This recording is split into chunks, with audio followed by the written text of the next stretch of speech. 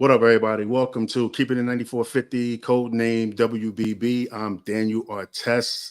Got Lolo in the building. We got K-Dot in the Tex Winter Comments Lounge. Man, we got a packed show today. Lauren, what's going on? Happy Sunday. Happy Sunday. Happy Father's Day to you, K-Dot, and all the fathers out there who are, handling their responsibilities and being great dads, setting great examples for the little guys. We appreciate you guys, and we're just grateful.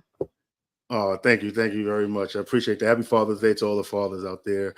Today my Father's Day was very cool. Actually, I had to eat my favorite tiramisu cake, and then I took Austin outside. We went to go play some baseball and some pickleball. Actually, so we had a sports day. It was fun. I kicked his butt in pickleball. I'm a competitive dad, so he's mad at me. He's not my friend right now. He's crying and everything, but it's all right though, man. You know what I'm saying? You got to teach him, man. You got to train him. Like, listen, the world ain't for you, my guy. You got to earn your keep. But before we get right into it, we got to do some business real quick. If y'all looking for tickets for your favorite events, please use code the 9450 on SeatGeek and get 20% off your next purchase, whether it's concerts or sports or theater. SeatGeek has you covered with the best deals on tickets. Don't miss out. Redeem your discount today at SeatGeek.com. That's the code 9450. Also, Welsh Mode Coffee. Kickstart your day with Welsh Mode Coffee Shop's unique coffee blends crafted to take the taste buds on a global adventure with every sip. We meticulously select premium coffee beans from top farms worldwide to ensure unparalleled quality and freshness. Our small batch roast and process guarantees maximum flavor retention, delivering coffee that's rich, robust, and bursting with character. Whether you crave a bold, intense brew or a smooth, mellow cup, we have the perfect blend for every palate. Each package is airtight sealed to preserve its exceptional aroma and taste until it reaches your doorstep. Thanks to our fast and reliable shipping service, as a veteran-owned company, salute to all the vets out there. We're dedicated to not only bringing you exceptional coffee, but also providing outstanding customer service. Visit us at www.welshmode.com to explore our diverse range of blends and accessories. Embark on a coffee journey like no other with Welsh Mode Coffee Shop, where every cup tells a story. And also, sports fans, if y'all looking for the best local players and competitive basketball opportunities, check out X versus X Sports. X versus X Sports is a community that identifies top talent in your area, connecting you with like-minded sports enthusiasts. Follow X versus X Sports on social media and DM them to get exclusive invites to their exciting sporting events. Don't miss out on the action. Join the X versus X Sports community today. And also, we have a WBB player that started their career with X versus X Sports. Her name is Air Hearn. Everybody knows who she is from AU, doing her thing. Had a cup of coffee in the WNBA, really great player, but she got started in X versus X Sports, as well as veteran players like I forgot her name as well. Oh man, I forgot her name, but we had a couple of great women basketball players that played X versus X Sports, and I can't believe it got my mind right there. But let's move on to our topic. So we're going to do some game recaps. We're going to talk about Caitlin Clark and this sports journalism discourse that's going on. Hey, we got some mailbag. Some people decided to send us some questions, and then also we're going to finish off with our quarterly awards. So let's get right to it. We here, and I'm just glad to be here on this happy Sunday and stuff, man. It's just an amazing day. So let's get right to it. So we're going to talk about the Las Vegas Aces versus the Los Angeles Sparks, and the Sparks managed an incredible comeback victory, defeating the two-time champions 96-92. The Sparks started off very rocky. The Aces started the game 14-0, but led by De'Arca Hamby, who finished with 18 points and 10 rebounds. She didn't back down. She shot an impressive 6 for 10 from the field, hit a big three-pointer, solid from the free throw line. Another play that was really a game changer came off the bench. Ari McDonald, 16 points on 5 of 8 shooting, 2 shots from beyond the arc. Helped the Los Angeles Sparks bench outscored Las Vegas 40 to 17. Rakia Jackson also stepped up with 16 points and 5 rebounds, 7 big points in that fourth quarter. And for the Aces, listen, Aja Wilson, as usual, she had 31 points and 8 rebounds in that game. She was at one point, 20 points in 14 straight games, breaking Diana Taurasi's previous league record. Kelsey Plum had 24 points and 5 assists, hitting 4 threes. Tiff Hayes had 17 points. But, the early lead, Lauren, the Aces couldn't maintain that momentum. Aja Wilson got a technical foul towards the end of that third quarter. That kind of gave the Sparks that advantage real quick. By the end of the third, the Sparks had a 74 to 65 lead. The Aces fought back with a 17-4 run late in the fourth, but the Sparks held on thanks to key plays from Ray Burrell. This victory marks the first time this season that the Sparks won back-to-back games, bringing their record at that time to 4-7. And while the Aces had lost 3 of their last 4 games at that time, sitting at 5-4. So, Lauren, what was your thoughts about the Aces and Sparks game? It's finally my turn to talk. 6 minutes in. I'm just messing with you. Nah, that's crazy. You quiet for 6 minutes is kind of crazy, though. Literally quiet for 6 minutes. So no one better ever say I don't have any patience. But no, I mean, you really covered it all, honestly. Dearica Hamby, what more can we say about her? We have been very high on her this season. Like you said, 8 points and 10 rebounds. And that's totaling her to 11 double-doubles out of 13 games. That is incredible. Like 11 double-doubles out of 13 games so far this year. And the 2 games that she didn't get the double-doubles, it's because she only had 9 rebounds. So she was like literally knocking on the door of that. The bench was kind of like you said, the bench was critical for the Sparks to pull off the upset against the defending champions. Like you said, they scored 40 off the bench compared to the 17 points that the Aces scored. But I also want people to remember that Jackie Young did not play in this matchup due to being ill. So big win for the Sparks. I'm not trying to downplay the win because a win is a win. However, Jackie Young didn't play and KP is still having trouble shooting the ball. Shot 7 of 22. Yes, she had 24 points, but it took her 22 shots to get 24 points. Terrible loss for the Aces. I don't care if Jackie's not playing and I don't care if Chelsea's not playing. You have to beat the Sparks. I'm sorry. Like they are very sloppy with the ball. And they don't really have a true lineup out there. I am glad that Kurt is now starting Rakia. You can just tell she's pro ready, like we've been saying. She can flat out score the basketball. She's a professional scorer, is what I like to call her. And she gets to her spots easily and she finishes well. So big win for the Sparks. It made me move them up on the power rankings because they defeat the defending champs. So I mean, that's really all I got from there. It's kind of embarrassing that the Aces started off 14-0.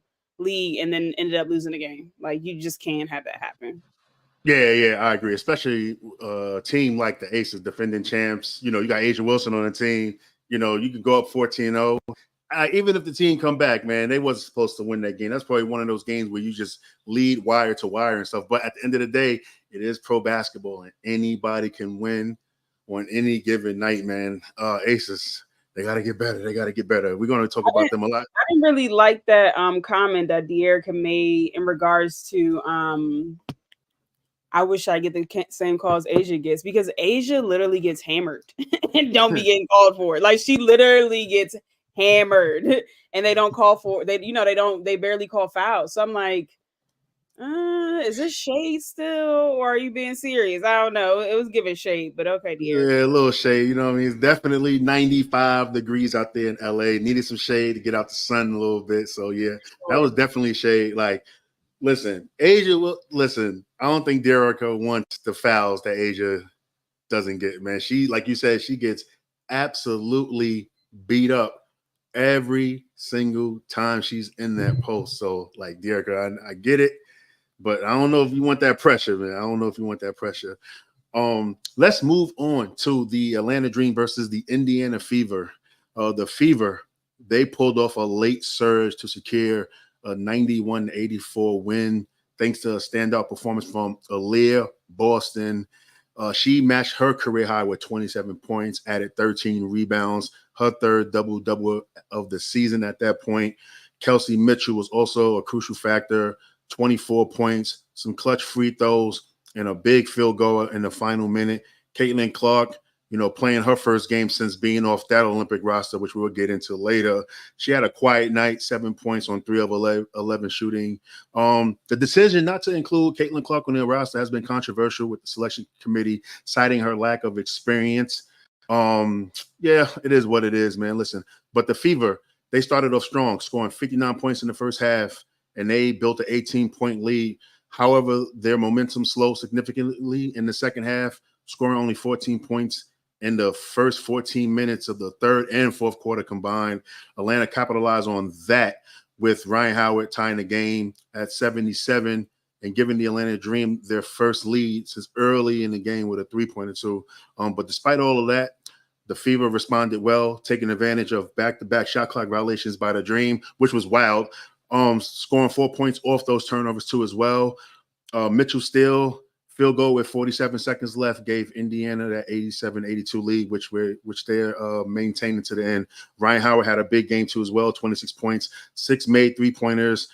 She played 8 minutes in the first half due to foul trouble. Probably could have had 30, maybe even 40. Cheyenne Parker-Tyus had 18 points off the bench, 6 rebounds, 5 assists, 3 steals. Alicia Gray, Haley Jones added 12 and 10 points. And at that time, the Indiana Fever record was 4-10. Atlanta fell to 5-6. What was your thoughts on this Fever win, Aaliyah Boston's performance? What was your thoughts on this game? And Ryan Howard as well.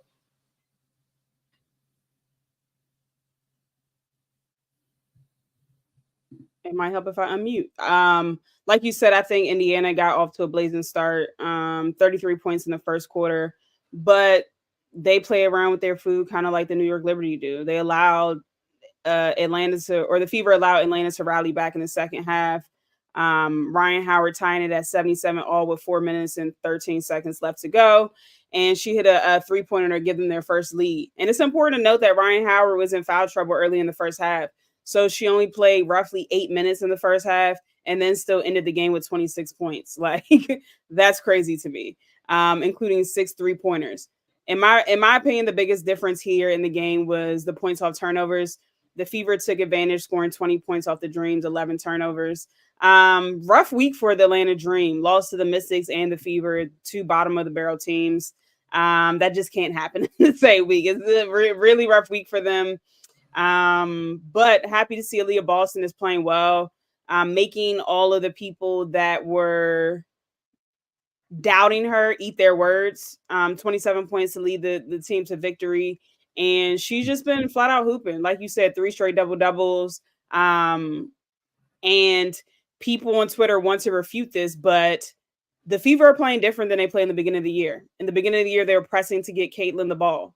Now they're playing more through Aaliyah and letting her play make and because she's an underrated passer. So I see people on Twitter saying, "Oh, people don't want to give Caitlin the credit for them getting these wins." No, it's been a team win. They've changed the way they're playing. They're not changing their plays necessarily, but they're changing who they're playing through. And I just need y'all to just watch more basketball. Like, everything is not about personal opinion, like personal vendettas against people. Like, we don't know these women. like regardless if I like somebody or don't, they don't know me. They don't care. You know what I'm saying? Like, so it's not a personal thing. So I just want y'all to focus on the basketball aspect of it. And the truth of the matter is that Aaliyah Boston, when she has the ball in her hands, it creates open shots for other people because she's great passing out the double team. She's great with backdoor cut passing. She's just good. She has a knack for the ball. So I think the Fever are playing a little bit better. And the 2 defensive stops at the end were very pivotal, like, because they typically get dogged on the defensive end. So I was very impressed with them finishing the game. Like, you could see that they started to get rattled, and you see that their leader, Aaliyah Boston, calmed them down. We're okay. Because you could literally see Atlanta walking them down. And I'm sure in the back of their minds, they were thinking like, not this again. So she stepped up, was the leader that they needed her to be, and they ended up closing the game. So that's all that matters. They got the win.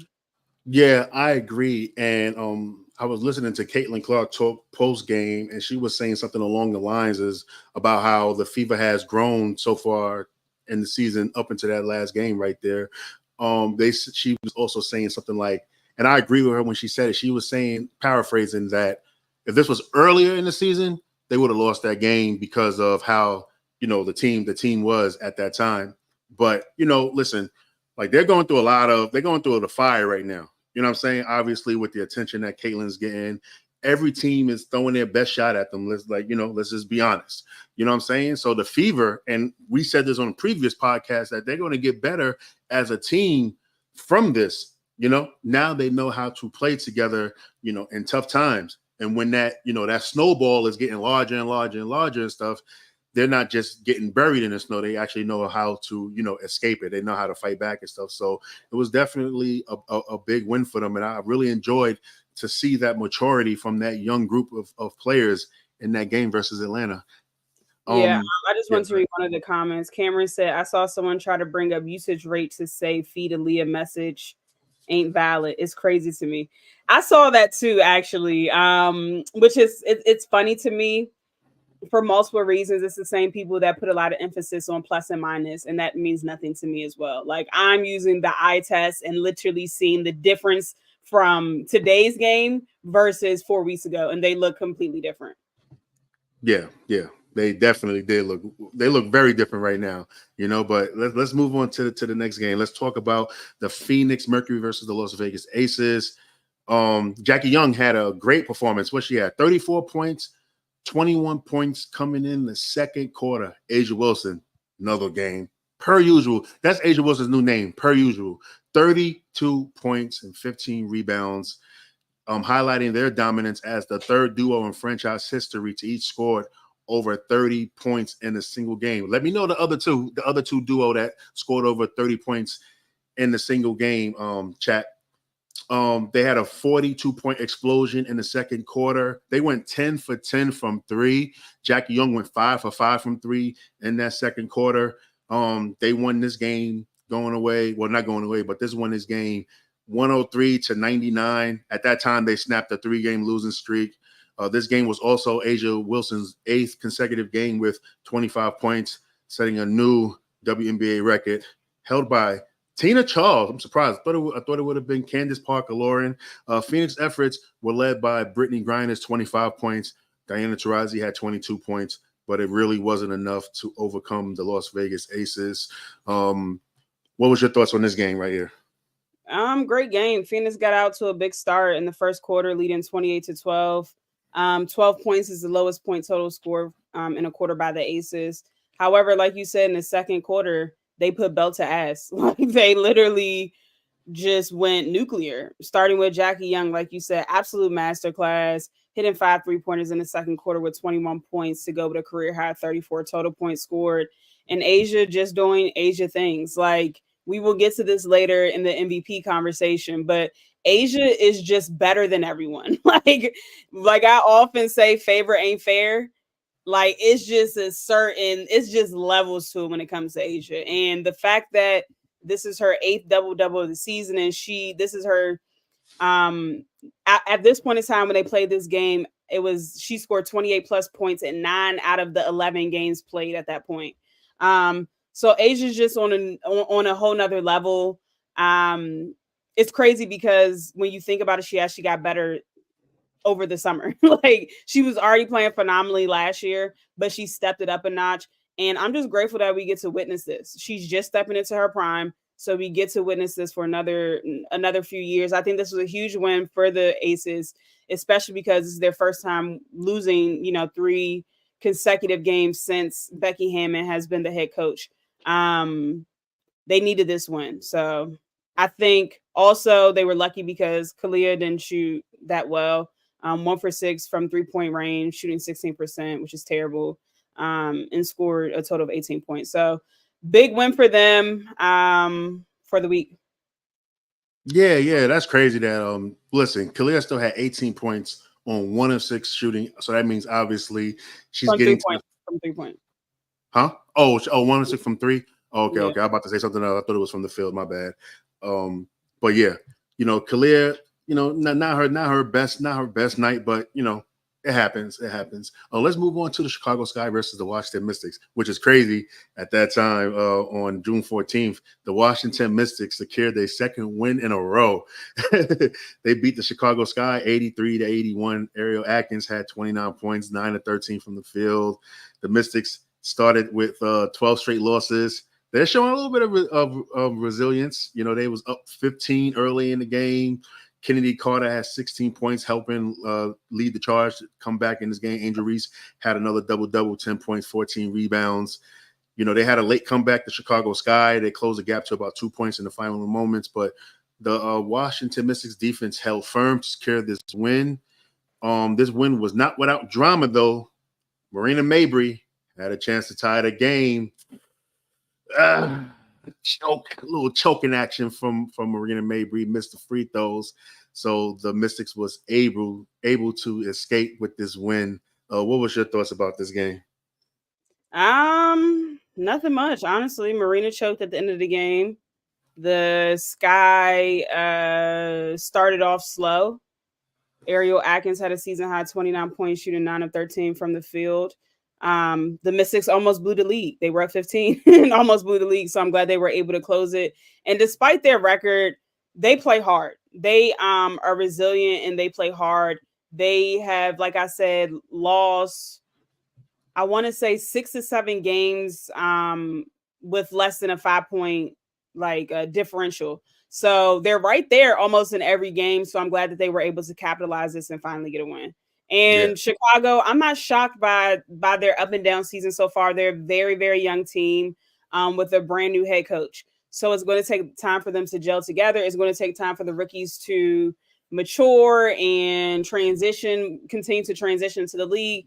And it's just going to take time for roles to be solidified. Like, I know that Teaspoon has said that the roles are solidified, but you can tell that she's playing around with the rotations and lineups and stuff like that. So these are growing pains of a young team. I'm not surprised or shocked, but they're putting good foundational pieces together. Yeah. You said enough. You're right. The Chicago Sky, this is a growing pains. This is a part of the process of them, climbing that mountain to be a contending team. I think that they're going to be good, especially they're going to have to listen. They're going to have one of those seances or use the Ouija board and wish bad intentions for the Dallas Wings, man, who's struggling right now because they got that pick, so y'all talking about rage for Page and stuff, you know what I'm saying? Who knows, man? Chicago, they got something going on over there. But we shall see. We shall see. Let's move on to our last and final game of last week. The New York Liberty versus the Las Vegas Aces. I know Darius in there happy. Shout outs to you, brother Darius. We didn't know. Lauren know what I'm talking about. But Jonquel Jones led the charge with a career high 34 points as the New York Liberty secured their 8th consecutive win, beating the defending WNBA champions 90-82. Jonquel Jones, man, efficient, shooting 12 of 16 from the field, even hitting some nice shots from beyond the arc. Stewie, another double-double, 14 points, 12 rebounds. Sabrina Ionescu had 15 points, 12 assists, showcasing her playmaking is elite per usual. This game kind of pivoted in the third quarter. The Aces took a lead for a brief moment in time, but the New York Liberty went on a 14-0 run, led by Jonquel Jones, scoring to establish the lead again, and they will maintain to the final buzzer. Kelsey Plum had 22 points. Asia Wilson had 21 points and 9 rebounds. They couldn't really get the momentum after that scoring drought. And the New York Liberty's win solidifies their position. They're a dominant force in the league right now. I think no, they're not a dominant force in the league right now. Lauren she kind of told me that, and I understood after she told me. But the Las Vegas Aces are grappling with inconsistency, having lost 4 of their last 5 games. Lauren, what is going on with the Las Vegas Aces? Because we was high on them coming into this season. And also the discourse with Jonquel Jones and Asia Wilson. Y'all better stop, okay? Y'all better stop. Yes, all right. Jonquel Jones won the battle, okay? But there's no way in hell, there's no way in hell that Jonquel Jones is on the same level as Asia Wilson. There is no way. No way. Look at the resumes, okay? Look at the resumes. Y'all bugging out, okay? Y'all bugging out. Please calm down. I hate recency bias, man. I really do, because it got y'all acting crazy right now. Y'all are spooky talking about this match. This is not even a matchup, okay?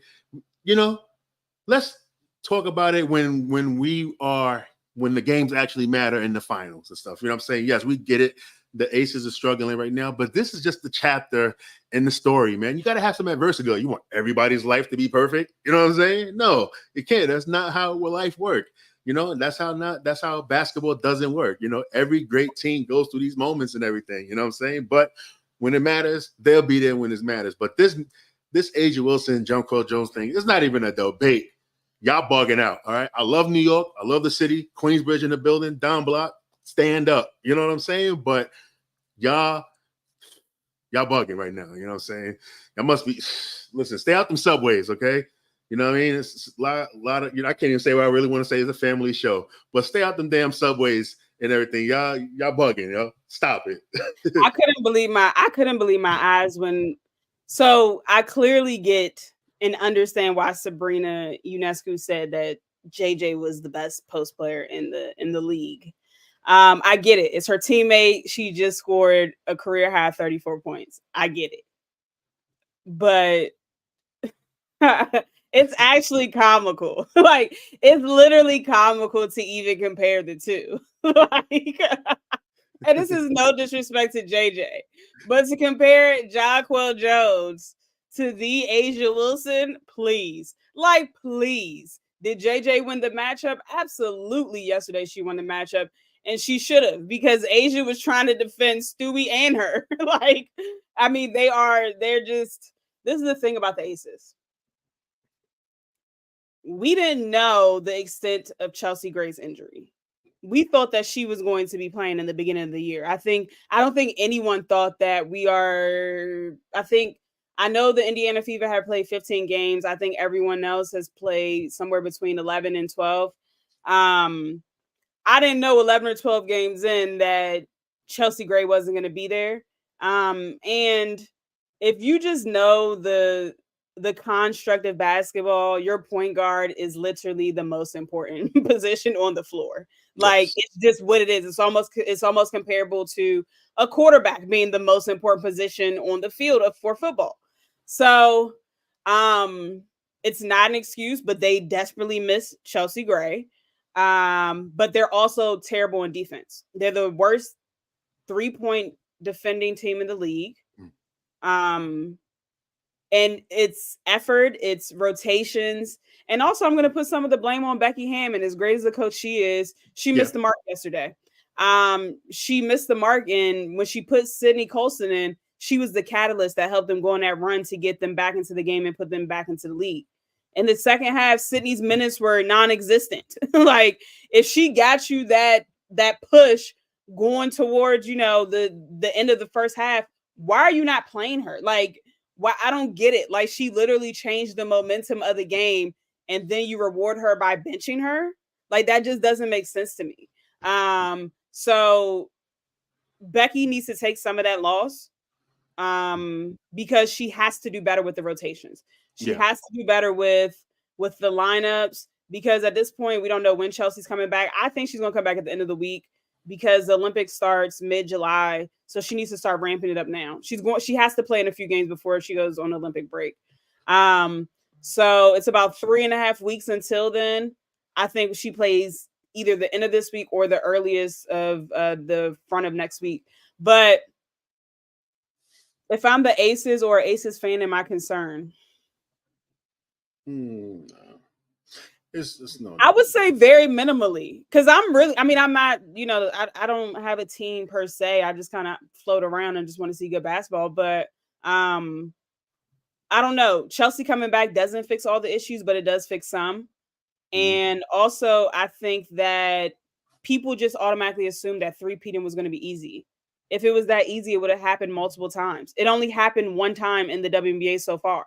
So And it hasn't happened often on the men's side either. It's difficult. You're going to face adversity. I prefer for them to face adversity now than at the end of the year like they did last year. So they are, I think, in the 5th spot, which isn't terrible considering how terrible that they've been playing. It's really not terrible. I'm interested to see what the new pickup does, if she can help in the post, because Kia was god awful yesterday. Shot, I think, 4 threes wide open, and it barely grazed the rim. Like, she was just flat out missing. You need somebody that can knock down some shots until Chelsea gets back.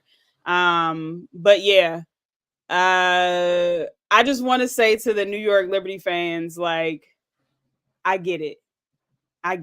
Y'all won.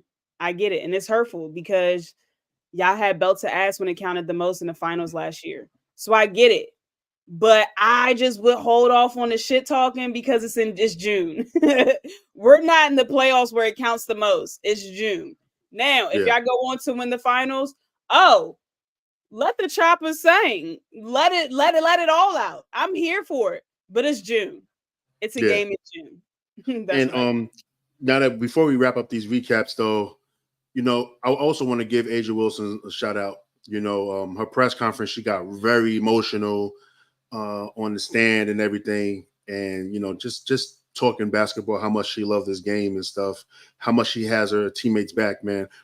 That's a player that I will absolutely run through a building for right there, man. Seeing that, I think that when the Aces play again, seeing that them tears like that, man, they gotta play for her. You know what I'm saying? Like, they gotta step up the intensity, the urgency, and play hard for her for the rest of the season, man. I have not seen like raw emotion like that in basketball in a long time. So it was very refreshing. Like, it touched me, man. You know what I'm saying? It really did, because, Asia, man, like, she wants it. She wants it. She wants to be great. She's the best in the world for a reason and stuff. And, just to, show that emotion, it was really great to see, man. It was really great to see. What was your thoughts on that? That's how I know y'all don't play sports, because people were like, oh, so she lost the game, so now she's crying about it. Dummies, she's not crying about the game. Like, I know y'all ain't play sports, but we're gonna move right along because we all got time to rest on that. And even if they play sports, man, it's okay to cry too, right? We all cry and stuff. All right, before we move on, though, hey, listen, we got some more ads to talk about. Listen, the Panda's Friend is a brand that encourages people to impact the world by being ambitious and positive. Purchase the Panda's Friend merchandise and join the impact community. That's www.thepandasfriend.com. And also, get ready to join the world's largest basketball community with Meta Panda Club. They're uniting pro players, basketball teams, leagues, and fans like never before. It all started with the Genesis drop of 10,000 Meta Panda NFTs, bringing fans and players closer to the Web3 era. Follow Meta Panda Club on Twitter and join our Meta Panda Club Discord today to be a part of this exciting journey. Don't miss out. Become a part of the Meta Panda Club today. All right, let's move on to our next subject. And Lauren, this is all you. I'm going to set up the alley-oop. I'm going to throw it off the backboard, and you're going to dunk. And we're going to talk about Caitlin Clark and this sports journalism discourse that's going around and everything. So Caitlin Clark, obviously the star of the Indiana Fever, has found herself at the center of a controversy concerning the use of her name in discussions surrounding racism, misogyny, homophobia, all that. Following her omission from the U.S. Olympic team amidst her rookie season so far, Caitlin Clark publicly denounced the appropriation of her name for agendas she does not endorse. She emphasized the importance of equal respect for all athletes, particularly women in the WNBA, stressing that basketball should be the primary focus rather than being drawn into external debates. Clark's initial response to the situation got a lot of criticism, notably from Connecticut Suns guard Dejanay Carrington, who expressed dismay over Caitlin Clark's apparent nonchalance towards the use of her name to justify various forms of discrimination. Dejanay Carrington highlighted the power of athletes' voices and platforms in influencing broader societal conversations, urging active engagement rather than silence in the face of such issues. Caitlin Clark reiterated her commitment to focusing on her game and relying on her inner circle for support amidst the media scrutiny. Her stance kind of underscores the challenges that athletes, especially Black women, young women, face when navigating this fame and the potential for their narratives to be, co-opted for purposes outside of their control. Lauren, I need you. You know what I'm saying? Remember what I told you before? You know what I'm saying? We got your back. Floor is yours. No, I mean, like I I see people's comments. Olivia Pope is about to give a sermon. Y'all, I'm really tired for real. Like, I'm so sick and tired of having this conversation week after week after week. But I'm always going to stand up for people that look like me, and that's just period. Like, that's just what it is. Like, I'm going to always stand up for what's right, and I'm gonna always stand up for people that look like me. So let's just bring it back. We have a tweet from Dejanay, and this is after a month of, Caitlin Clark's fans spitting out racial slurs, bigotry things, misogyny, homophobia, all kind of negative statements that they've been making on social media, in public, wherever the case may be. So Dejanay, who plays for the Connecticut Sun, tweeted and said, "Dog, how one cannot be bothered by their name being used to justify racism, bigotry, misogyny, homophobia, and the intersectionals of them all is nuts," Carrington tweeted. So then it made people start to question Dejanay's education, and she quickly had to let them know, hey, I graduated early from Stanford. And for me, it's very irritating. I actually made a tweet about it, and it's very irritating because she's telling her truth, and people's reaction is, oh, well, she's not smart. She's just a basketball player. Let's be very clear. Most of these women in the WNBA have multiple degrees because they have to fall back on their degrees after they're done playing. They're not one and done like the guys. They see their way through college and end up getting multiple degrees in the process most of the time. And then I said, and so people were pissed at me about that. I had to mute the tweet. People were pissed that I said that the WNBA players are the most well-spoken individuals in the world, and they didn't like that. So then, of course, you know me, I got to double down. Y'all think Dejanay and all these other Black women, because it's 90, 85, 90% Black, are uneducated. I'm gonna show y'all like Black women, and I tweeted this as well. Black women have a higher degree attainment than white women, than Pacific Asian women, than and it was a host of other women there as well. So just put some respect on that, period. So moving right along, after Dejanay said that, Caitlin came out with her response and basically just said, it's not acceptable for people to use my name for hateful agendas. Now, personally, I think the response was lackluster. I think it was a PR move.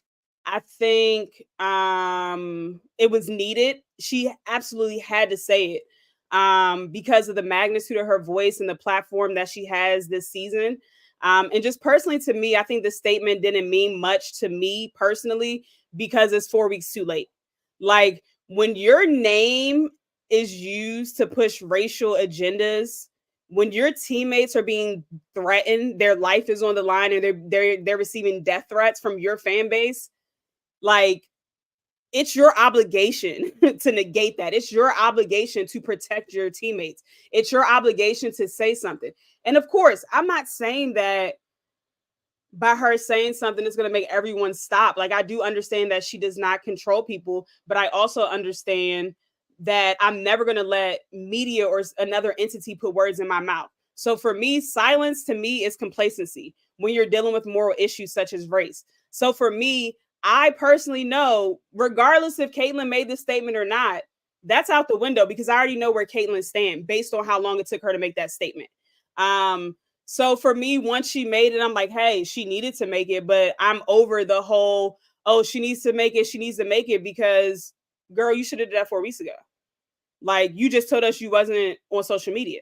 So which one is it? As my good brother K-Dot says, is it one mic or is it Uchi Wally Wally? Like, which one is it? Like, because you literally just said you were on social media, but all of a sudden now you know that it's racial things being said. Like, come on. And as far as the media aspect, y'all really have to do better. Like, you just have to be better. You guys are pitting these women against each other when this is supposed to be the best time in the WNBA.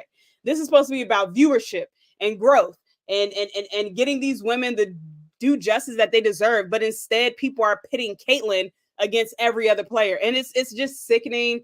It's taking like the fun out of the game. Even going to today, the clip with Caitlyn and Angel Reese fouling her. Yes, it was a hard foul, but it's a basketball play. Angel was clearly going for the ball.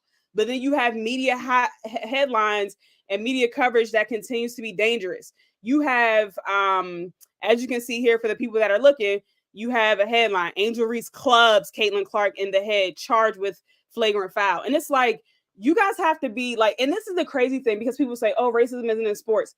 No, you have to look at the language. Clubs, really? It was a basketball play. Like, this language and rhetoric is so dangerous and just fuels crazy people to continue to be crazy and do crazy shit. Like, what? I don't understand how y'all don't see that.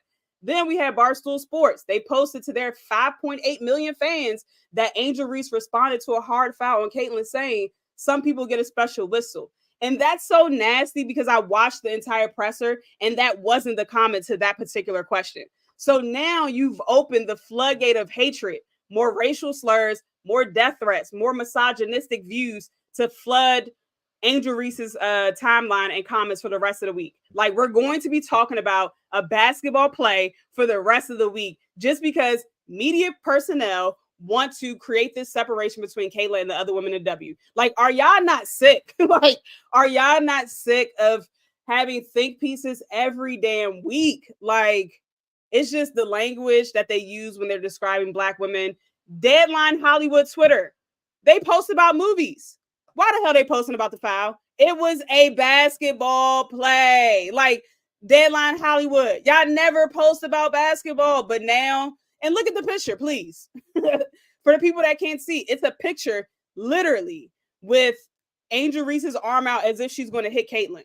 Bro, it was a basketball play. And that's really all I got to say about it. Be better, do better. And that's what it is. And no layups, please. I really don't want to cuss you out today. Like, for real. Like, your coddling of certain players is really nasty. And I'm thoroughly sick of it. So just please don't irritate me tonight. Go ahead. Listen, y'all. Like, in basketball, plays like that happen. Angel Reese was literally just trying to block a shot, hit her in the head, and that's just what it is. It wasn't an egregious play. It wasn't a dirty play. It was nothing. It's just the rules. The rules is you got to get an automatic flagrant foul if you hit somebody in the head. That's basically what it is. And now they're going to have think pieces and stuff. I'm telling you, I'm not doing it. I'm not doing it. Anything, I'm over it. I'm over it, to be honest, because it's just getting very, very out of hand, with a foul, with a simple foul. And y'all calling it a club? Oh, my goodness. Which I want Angel Reese arrested for assault. Like, what's going on? But some of the headlines say that Angel assaulted her, and it's like, do y'all not understand the language that you're using? Like, but why don't you use this language for any other culture? Yeah, like, it's dangerous rhetoric. and even like Caitlin Clark said, it was just a regular basketball play, no hard feelings. Like, listen, y'all, White Knight is saying it's a basketball play. So relax, man. It's just basketball. You can just tell, like, people, you're either two things right now. This is what I'm realizing about this new WBB community. It's either two things. Either one, you never play sports. Two, you are racists who never play sports. That's just what it is right now, because it's just insane, man. Like, personally, I want to talk about basketball, man. You know what I'm saying? Same but here. listen, like, it's just wild how the narrative has changed and stuff like that. I want to make this very clear too. Like, just because I talk about it doesn't mean that I want to continually talk about race in this whole thing. Like, just because I talk about it, I'm going to address it because I'm going to address it because, number one, I can, but also because I'm always going to take up for people that look like me, because I know how difficult it is to just be Black in America. So I'm always going to take up. whether people think it's race related or not. I know that this country has racism embedded in it because it was built on the backs of our people. So regardless if you want to say, oh, it's just basketball, oh, it's just sports. No. When you walk down the street and a little old lady grabs her purse because a black teenager's walking by her, systemic racism, right? Like you could just say, hey, I'm going for a walk, but someone's looking at that as a racist act. Like, so I just, you know, it is what it is. I do not enjoy talking about this all the time. Trust me, I genuinely prefer to talk about basketball. Hence the reason we've been here so long. Yeah. You guys been doing this for years. I've been doing it for a year. Like, we just really want to talk hoops. But when it comes down to it, when I see something that's not right and it's immoral, it doesn't sit right morally with me, then I'm going to address it. Period.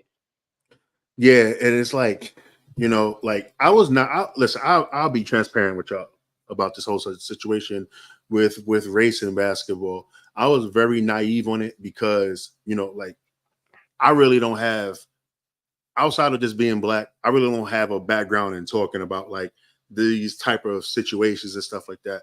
So I always tend to like just like, you know, stay quiet unless it comes across my desk, and then obviously we'll have to talk about it.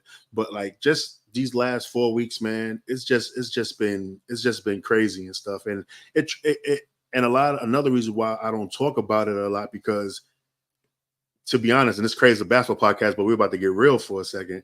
It's kind of triggering. Like I never really had, outside of like, I got a friend named Dave, I got a friend named Jude. I really have never had a positive experience with white people. I'm gonna just be honest. You know, I even wrote an open letter about it, saying like talking about the stuff that I went through with white people is on the unsealed. It's a letter. You know what I'm saying? Even to the point where like we couldn't even, you know, have white people at the crib. Moms was like, yo, don't be bringing no white people into the crib. That was my experience and stuff like that. I had a crazy experience in New Orleans. I'm playing an AAU tournament, myself and Lenny Cook, Charlie Villanueva, we all in New Orleans and stuff, and got hit with the N-word at a high school AAU game. I'm 16, 17 years old and stuff, getting chairs thrown at us by adults. You know what I'm saying? Like, no matter where I went, even living in Indiana, after the brawl happened with my brother with Detroit, our house got shot up. I had a gun in my head, you know what I'm saying? Because of a basketball thing, a situation that my brother went through. So, like, it triggers me because I don't have that type of relationship and stuff. And I actually been working, I've been trying, you know what I'm saying? Like I really been trying and stuff, but sometimes it pushes back, you know, it pushes me back to that old me because of the whole situation that, you know, that I dealt with. And then seeing it now, it's just crazy. Like how some people can hide in plain sight and just be racist as hell. Like we got this lady, you know, that's on social media right now using the N-word wild and tripling down on it. You know what I'm saying? Just going crazy and stuff. And, you know, it just sucks. But let me say she sleeps with her siblings and then I'm racist, right? Yeah, it's crazy. Like, you know? But I mean, I agree. We're going to move on, but I've had experience with that too. When I was a child, I was like 7, 8 years old. I used to be a Redskin. They call them the Commanders now, but I used to be like a Redskin cheerleader, little kids that run out at halftime and do a little routine. I'll never forget Tennessee Titan fans. I was like 7. They were throwing beer at us and calling us the N-word at 7 years old. Like, I'm like, really? So yeah, it's yeah. I'm going to call it out every time I see it because I can. That's what it is. And you know, we move on and stuff like that. Like, you know, we're going to move on and everything, but that's why sometimes I just stay quiet because I get pissed. And if I get angry, let's just say if I'm in a situation, right, and we in a public setting, if I get angry, Lauren, as much as, you know what I'm saying, you care about me, K-Dot, as much as K-Dot care about me, none of y'all can hold me back from doing whatever I want to do to something. You know what I'm saying? I'm strong as hell. So I actually have to maintain myself and everything. But we're about to move on. Listen, we got to talk about the World Peace Classic, y'all. So the World Peace Classic is a celebrity charity golf event hosted by my brother, Murder World Peace. The goal of the tournament is to bring people together to have a good time playing golf and raising money for charity. The proceeds from this event are going to the Artes University. That's a charity that's committed to promoting excellence in sports, education, entrepreneurship. The second annual World Peace Classic is scheduled for July 29th in Los Angeles. Tickets can be purchased at showpass.com/World Peace Classic. And also on Instagram, you can follow World Peace Classics there. let's get to our Hold on, shout out mailbag. real quick. My Yeah. cousin Corey said, "Appreciate you sharing that, DA," and I agree. It's hard being vulnerable, so I appreciate that. Oh yeah, yeah. That's nothing. Personal podcast is going to get uglier. I'll tell you that right now. But let's get to our mailbag question. Patreon. Yeah, Patreon is going to get crazy and stuff. Um, now let's get to our mailbag question. Okay, everybody, we are doing this. We want to do a weekly mailbag question and answer thing. So please hit up our email at the 9450 at iCloud.com. That's the 9450 at iCloud.com. And leave us your questions. Doesn't matter what it is, we're going to answer it on the show. So today we got 3 questions. All right. And we're going to start with Felicia. And Felicia asked us, with South Carolina only losing Camila Cardoso and with new additions being added to this team, what are their chances of going undefeated again and winning another championship? Do you think they can run the table considering what other teams are doing? And I'll answer it first and then Lauren will follow up. I don't think that South Carolina will go undefeated and run the table like they did last year. I will say I'll give it a 75% chance they do.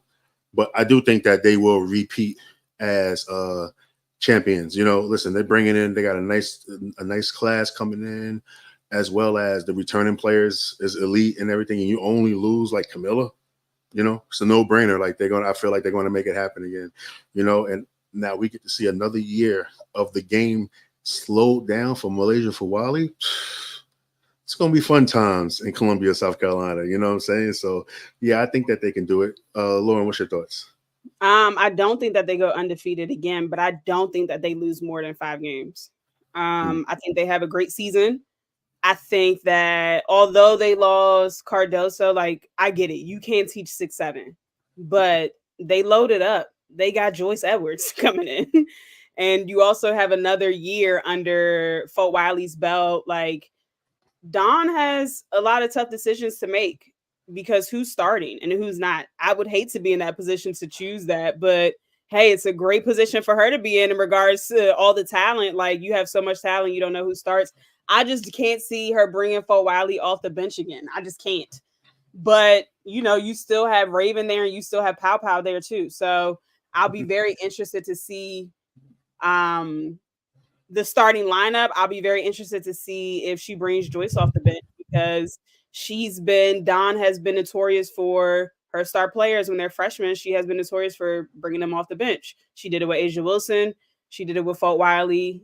And I'm pretty sure she might do it with Joyce too. So we'll see. Good season for them. I think that they'll easily make the Final Four. And I think they have a real chance to repeat. Yeah. And we got another question from Kentucky Doug. He asked us a 2-part question regarding expansion. So he said, assuming there are just 2 spots to fill after Toronto and the Valkyries, do you think the league will add both an Eastern and Western team? And who do you think are the front runners of each? And he also said, if the league expands to 8 Eastern Conference and 8 Western Conference teams, do you think the playoffs will return to a bracket split by East and West? Appreciate that. Appreciate what y'all doing. Keep up the great work. Thanks, Kentucky Doug. I'll answer it. Then you can follow up, Lauren. I don't know as regarding different cities, coming in 2 cities. I would like to see Philly in the East get a team as well. And also honestly, as far as the West, that's an interesting part right there because it seems like the West Conference pretty much has, all the big cities, loaded up. I know people want to see the Houston Comets and everything. I wouldn't mind seeing Salt Lake City or whatever, but me personally, I would like to see another international team come in. New Mexico is a big basketball city. I mean, a big basketball city. That would be dope to bring the W into New Mexico and everything. So, and as far as the Eastern and Western Conference splits, I kind of like, every team playing against each other. I'm saying 16 teams, the best 16 teams get in, regardless of conference, and they're just going at it. That's just my thoughts. What's your thoughts, Lauren? I agree. I like it how they have it now because when they used to do East versus West, um, it used to be like bottom of the barrel versus like really good teams. So it wasn't evenly distributed. Now that they're just doing no conferences, everyone all together, the games are more interesting and the games are more competitive, in my opinion. Yeah, yeah. All right, we got another question. Our final question from our boy, Big Baby Jonathan. He wants to know which team is a sleeper to win the championship in the WNBA, and also who's currently front runner for MVP. A sleeper team to win the championship in the W is very interesting. So we would say what the Aces, Connecticut, New York, what Seattle could be that's it's just probably Seattle, to be honest. Like they're the closest, you know what I'm saying? As far as the I would go MVP, the Lynx actually. Minnesota sleeper. Okay, okay, Mhm. okay, okay. I Because can they see. started Okay. 0-6 last year. Nobody expected them to be a top 3 team this year. This quick. I say Yeah, that because they have new pieces and Diamond Miller, she started last year and she's injured. So they're still playing well without her and implementing the new pieces very well. yeah. And as far as the MVP, we might as well just get into it. Let's get into our quarterly awards then. Okay, so let's start off with the MVP. We have three players: Asia Wilson, Nafisa Kalia, and Alyssa Thomas. That's just my thoughts. I know Lauren got something different and stuff, but out of those three, if you have something different, just name it. But who do you have winning MVP? Obviously, I think MVP is, we already know who's MVP league. Go ahead. What's Well, your thoughts? actually, I've been seeing on the timeline because they are in fifth place. People are saying, record counts with the MVP, which it does. But I just feel like Asia has been playing that much better than everyone else. Screw the record. Like she's been playing that much better. And it's still very early. We don't know where they'll end once they get fully healthy and they're starting to play. So if the season ended today, Asia Wilson is the MVP. She's averaging 28 points per game, which is the most in her career.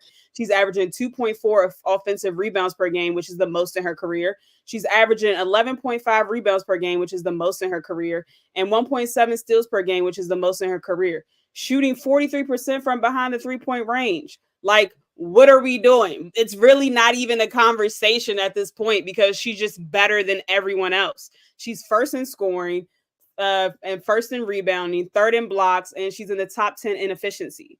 So I mean, it's really not. It is really not a race right now.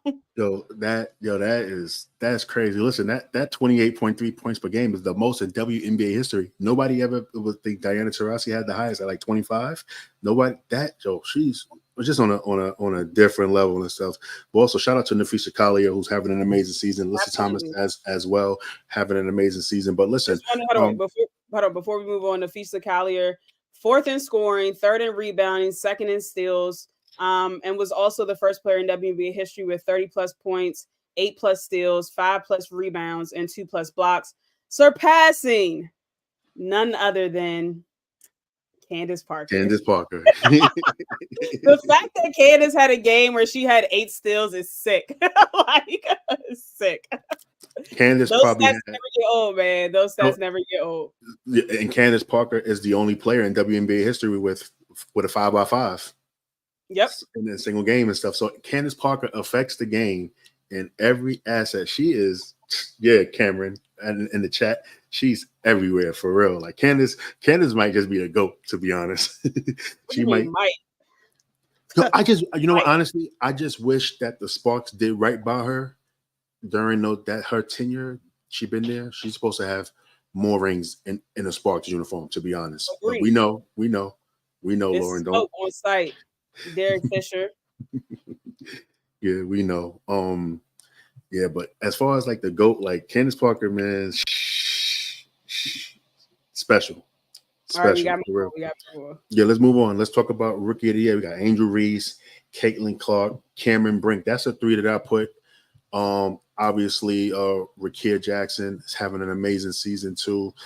I do think that Rakia needs more consideration for Rookie of the Year because of the season she's having in limited minutes and the efficiency she's playing with. Angel Reese kind of thought that she was a front runner going into today, but I thought that I think I don't know. Is she still a front runner? You go ahead with that, Lauren. I'll ride with you. To me, it's back and forth between Angel and Caitlin. For me, Angel is scoring 12.2 points per game, 10 rebounds, shooting 37.8% from the field. She has, before the game today, she has 6 straight double-doubles. In June, Angel was leading the rookies in points, rebounds, steals, offensive rating, and double-doubles. She's the first rookie in her class, in the draft class, with 100 points and 100 rebounds. She's the only rookie, and this is why I still have her at number 1. She's the only rookie in the top 5 in 2 of the major statistical categories. She's 4th in rebounds, and she's 5th in steals.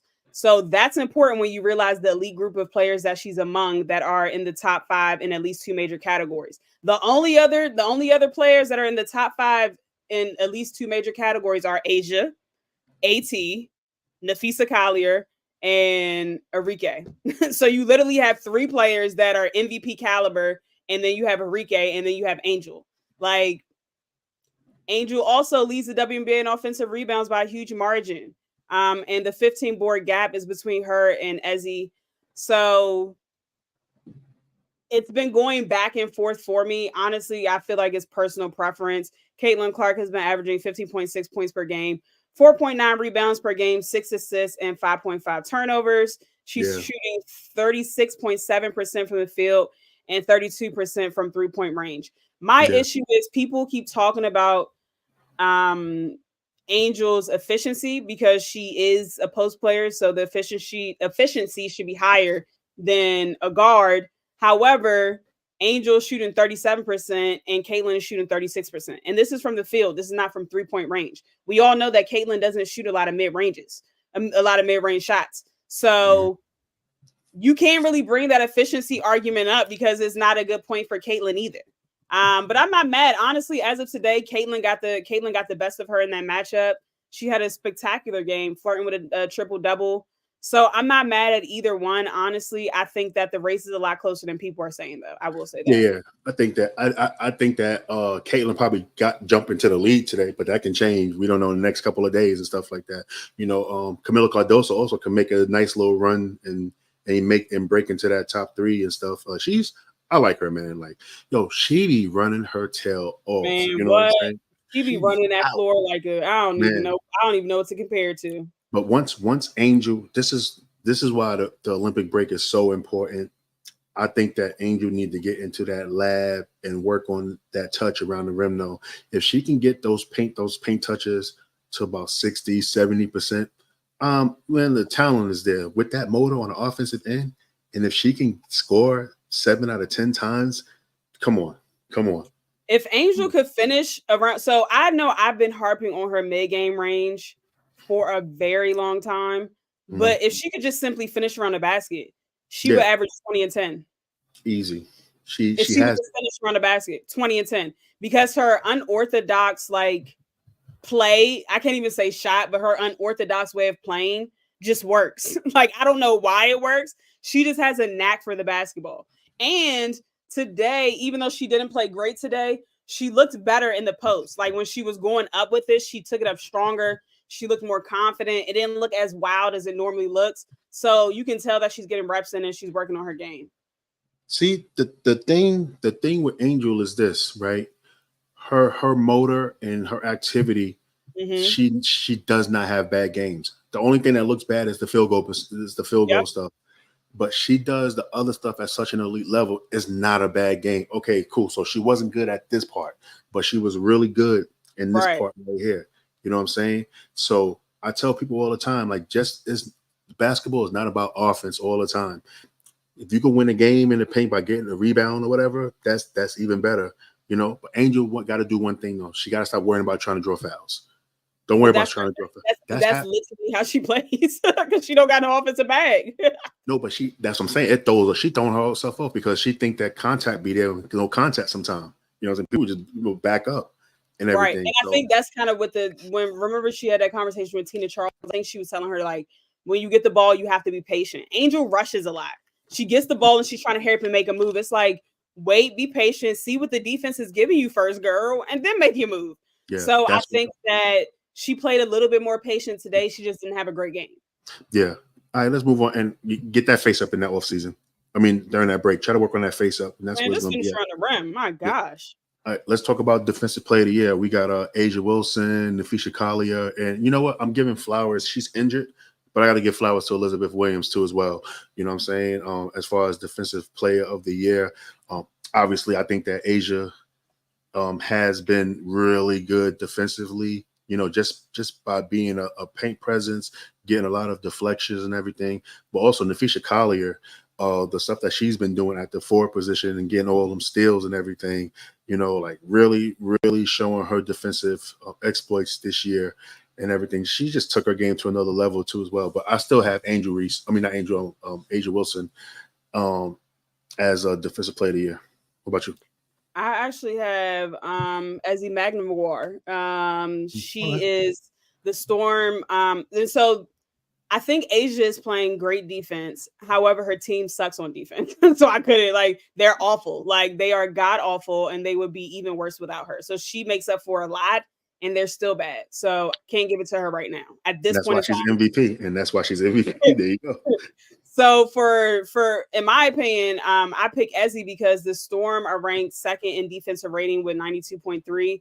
A lot of that has to do with their front court, mainly Ezzy protecting the paint. When she's on the floor, the Storm's defense rating is 87.5 versus a defensive rating of 101.7 when she's on the bench. That is a huge difference. She's second in defensive win share and fourth in defensive rating out of the entire league. Leads the league in blocks with 2.9 per game. And she's just everywhere. She's blossoming into just such a great player. And I think that her being, for lack of better words, an understudy of NECA is going to truly help her game continually get better. And I think the sky is really the limit for her. She's super young. This is only her 5th year. She's athletic. She's long and lengthy. She's active. She has active hands. She can get up. Her timing is perfect for blocking. I just love her game. I just really, really like her game. And I think that we talk about the big three in Seattle a lot, but it's really the core four. Ezzy deserves recognition.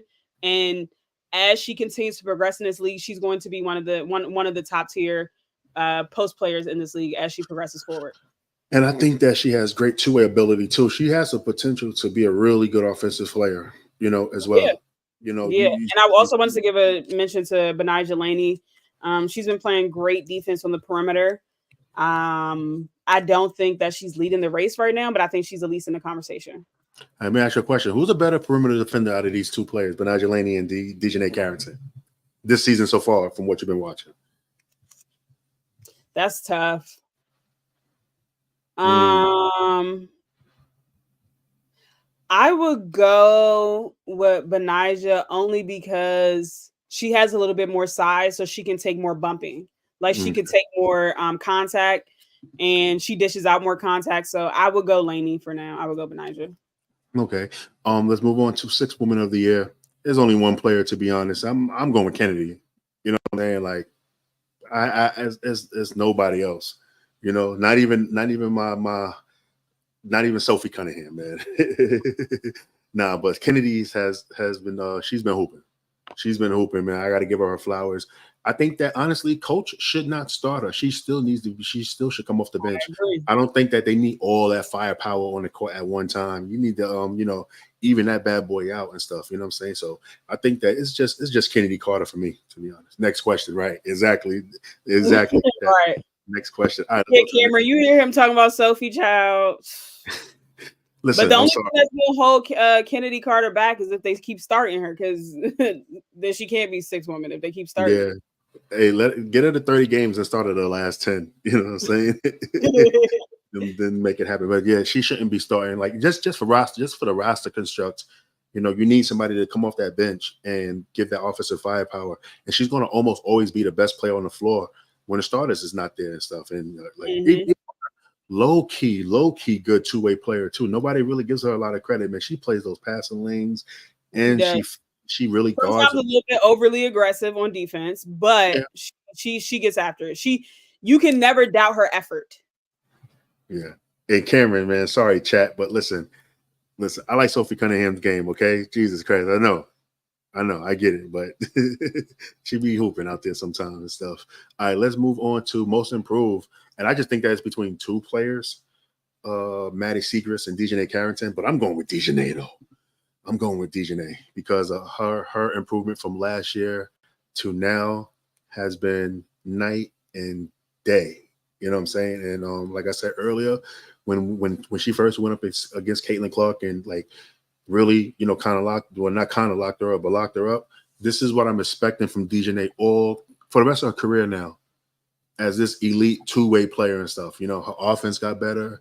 She's playing with more confidence and everything, man. But listen, man, six most improved player. I know, and Darius is mentioning Dearica Hamby. Hamby's been in the league too long, unfortunately. Hold on. Is that a rule? That's not a rule? It's not a rule. Where's the rule? I've been Googling it. I can't find a rule. Somebody please show me the rule. Because and even if it is a rule, why can't you be better in your 10th year than you were in your first year or your third year? Like that doesn't make sense to me. Like, why is it a limit on most improved player? How long as long as you're getting better, that's what the award is for. So I actually have Dearica Hamby as my most improved player. Hamby's scoring output increased 53% per 40 minutes. She went from 14.4 points to 22.1 points. Her rebounds increased 32% and her assists increased 41%. Those are all significant leaps from her first season with the Sparks when she played all 40 games. She's averaging 19.7 points per game, 11.4 rebounds, and 3.6 assists. And she plays a forward position, so she's going up against the best players in the league every single night. Asia Wilson, Stewie, Nafisa Collier. Like, she's going up against these kind of players every night. Also wanted to just give a shout out to Maddie Segrist. I see you. You went from scoring 6 points last year to 14.4 points. And the hard thing about Maddie is she improved or is her coach just playing her more? Because she only averaged 14 minutes last year. Now, because of injury, she's averaging 33 minutes. So is it that she actually improved? Because we know Maddie can score. We saw that in college. So we know she can get buckets. So I don't know, like, is she like, you get what I'm saying? Like, did she get better or is her coach just playing her more? That's hey, listen, that's legit question. If there's no rule regarding the year limit of most improved player, yes, you will have to give it to Dearica Hamby. You know what I'm saying? So I mean, listen, I don't disagree. The only thing I disagree is with Darius. I'm not calling Dejanay Carrington Dejanay Clampington. I'm sorry, that is mad corny. That's corny as whoever made that up, man. That shit corny as hell. I'm sorry. Come up with a better name, man. That's corny as hell. Get out of here with that. That name is trash. Don't do that. Dejanay Clampington. It's like some New York Harlem stuff. What's Poppington? Get out of here. Oh yeah, that was terrible error. terrible, man. All right, we got one more coach of the year. Yeah, coach of the year. I want to give it. Listen, I ain't gonna be funny. I'm biased. So my coach of the year is gonna be Teresa Weatherspoon. I'm sorry. I'm very biased. Coaching them to the bottom of a barrel team. I went with so DA went with his heart. I went with my brain and said, Hey, I'm a man, Lauren. Okay, you know how it is, man. We're not logical. It's Father's Day, man. Shout out to the socks. Right. How them socks? How them One socks? sock. Yeah. One sock. That's crazy. One sock is crazy. But my coach of the year is actually Cheryl Reeves.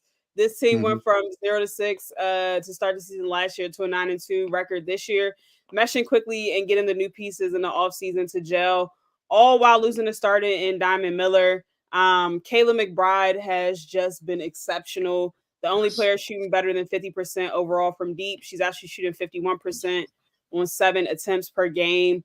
The team is just playing very well. And I think sometimes people don't realize that they are playing without one of their starters. You know what I'm saying? So I think Cheryl has done a great job with them. I thought it was going to take more time for them to gel in regards to getting Courtney Williams and Alana Smith acclimated with the terminology, with the plays, with everything that was going on. But they gelled very quickly. And Cheryl, I heard a statement that says Cheryl Reeves mentioned something like, I guess just during the small training camp time, like they just really got to know each other and just have like a great sense of chemistry that she hasn't seen before out of one of her teams. So I think that has a lot to say, especially because of the talented teams that she's coached in the past. Mm. And Darius in the chat says Brondello, Lauren. Hey, listen, I was like trying to give consideration to Sandy Brondello until Lauren broke it down. And then if you look at the schedule, I understand why. Now, why, Lauren? Let the public Hold know. on, I'm gonna address the Stephanie White. Stephanie White is my honorable mention, actually, just because of the great things that she's doing with Connecticut and she continues to do in only her second year. Like, we see another second year coach struggling over there in Indiana, and Stephanie White is just continuing to pick up where she was last year and just do a great job at coaching these women. And you said for Sandy, I personally think Sandy's overrated. And I said that last year. I think she's overrated. I think that the Liberty are playing well right now. They're 11-2. However, when you really go back and look at their schedule, they play like the Mystics and the Fever 2 or 3 times each. Like, so those wins don't really mean anything to me. It's not showing me your ability to coach. It's not showing me when you beat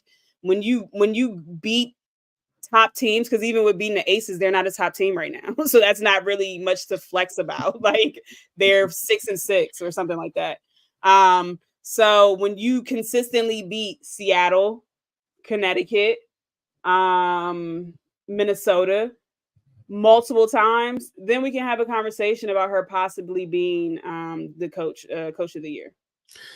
Hey, listen, Maddie, I didn't say it. Lauren said it. You know what I'm saying? I mean, I got smoke for Maddie anyway. Some of her tweets been out of pocket. So they've been super out of pocket. And I just been scrolling through because I don't want to block her, but I've been scrolling through, but I am on the verge. Uh-oh. Oh, yeah. I know what tweets you're talking about. Yeah, that was crazy. That was crazy. Yeah. But yeah. To be said, but yeah. All right. So, all right, chat. We got a couple of minutes before we bounce out. Any questions y'all want to ask us, or if y'all want to save those questions, you know what I'm saying, for the mailbag, so we can get at least one of these out a week. You know, the 9450 at iCloud.com. You know what I'm saying? So talk to us real quick before we get up out of here. Anything else you want to add, Lauren? You know, anything else? Yeah, she is. She has a stacked team, and they should be 13-0. I'm not sure who they're talking about. What team? Connecticut. I think you're probably talking about Connecticut. Probably. Honestly speaking, what's up? How you doing? Another great show. Thank you, Felicia, and thanks for your question too. By the way, you know, Darius said Brondello has never not been in the playoffs though, but she's also had stacked teams. Look at her Phoenix team she had. Like, what? She has stacked teams. Yeah, this is it's, you know what it is, you know, like outside of all the other nonsense too. Oh, yo, Fever fans, and I know. Hey, listen, I got a lot of Fever fans now. Fever fans are following. That's crazy. I just want to let everybody know, if the playoffs started today, Fever's in. They'll be in at 8. I'm here for it. Let's go. If the Fever makes the playoffs after all this stuff that everybody was saying, you know, that is going to be crazy. That is going to be so crazy. And I think that you know, Dallas should be ashamed of themselves right now. We didn't even do our we're gonna save our power rankings until our next show and everything. We'll figure it out how to do that. Obviously, our power rankings will be from last Sunday to this past Saturday when we do our power ranking show and stuff. But like, I just think that Dallas they should be ashamed of themselves, man. You know what I'm saying? Should. I had them last. I did mine, but I had them last. I had Dallas last on my power ranking. I don't disagree with that and stuff. So yeah, I don't disagree with that at all and everything. I mean, I give them a pass because they're super injured. But man, they should be better than that. Yeah. They should be better than that. But shout out to the Fever though, 8th place. And what is it's crazy, right? Because like, you know, the media, the fans, the media, the timeline, everybody be going crazy when the Fever be losing, right? But it's kind of crazy when I seen it and I was like, hold on, they're in 8th place. And I'm just like, So are the Fever really having that bad of a season right now? Like, that is crazy. That is actually kind of crazy to see them there at this point. Really didn't think about that and stuff because of like how, everybody, the Fevers just be like, when they lose and stuff like that. But they're 5-10. They had a great win today versus Chicago and stuff. Look like they got Chicago's number and everything. But yeah, it's gonna be a fun power rankings when we go over it and stuff. I guess we can get out of here. And we all know the Liberty is at number one. I do have them at number one, Darius. Yeah, they're number one. Yeah. I think it's a no-brainer. They're number one. Yeah, but seriously though, y'all, before we get out of it, well, all right, Deshelle, the Fever beat bad teams. Bad teams beating bad teams is actually it counts for something. It counts. The mid-off. The mid-offs matter. Mid-offs matter. Mid-offs matter. MOM. But seriously though, before we get out of here though, just want to let y'all know, please, yo, hit that email up for real though. Hit that email up. Kate, put that email up. Yeah, the 9450 at iCloud.com. Please, let's do one of these mailbag shows, man. Listen, if we can get 7 emails, that's a whole show right there. We will literally do the mailbag show for y'all and stuff like that. We can get in one mailbag show a week. That'll be fire, man. You know what I'm saying? We really appreciate the community for just always tapping in with us and everything. So we really appreciate it. We really hope that y'all like, what we doing regarding, the basketball conversation and everything like that. I know that sometimes it gets kind of hectic on the timeline and stuff. But we try to be a breath of fresh air from everything. Unless it comes across our desk, then we gotta, answer it and everything. But this was a really fun show. So please, yeah, like I said, the 9450 at iCloud.com. If you're looking at it right now, you see it on your screen, hit that email up, you know what I'm saying? So we can get y'all out of here too. And there's also another option too that I'm thinking about bringing to the table where y'all can actually leave voicemails and everything. You know what I'm saying? Y'all can actually leave voicemails and then we'll just play your voicemail on the show and answer it just like that, So before we get out of here, just want to say thank you. Thank you to the community. Thank you to everybody for listening to Keeping It 9450. Also, I want to say really quickly. Hold on. Also, I wanted to just say that I know last week, because I know Felicia, Deshelle, and Darius was on our back about not having a second show last week. So this week we'll be back on Thursday. We only have one game on Thursday. I think it's at 8. So I guess we going on right after that game on Thursday. Okay, daily show coming, y'all. Daily show coming.